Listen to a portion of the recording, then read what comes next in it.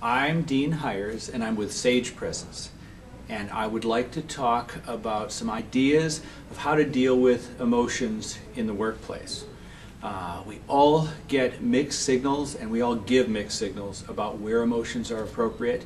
And one thing that's very particular for women in the workplace, who I think that get the most mixed signals about emotions, what happens is they try to deny their emotions.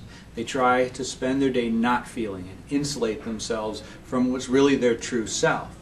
And what happens is they build and they build, and then they explode. And there's a better way to think about emotions. The advice is this.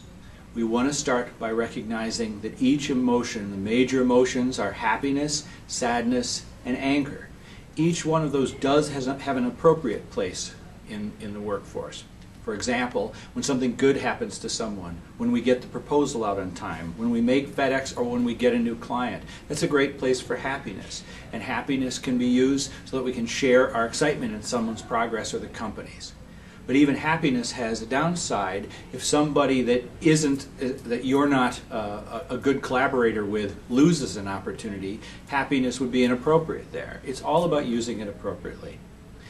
Sadness is a very, very powerful emotion in the workplace. If you think about a time when someone's having an HR issue, or someone lost an account, when we communicate with somebody who's having a sad experience, our ability, and particularly a woman's ability, to feel some of that sadness that's being expressed, it allows us to be powerful and create a bond that helps somebody in our company deal with that. So sadness can be very appropriate. It's only inappropriate if we bottle it up, and then at a time that's inopportune to us, we fall apart and cry because we have been bottling our emotion too long.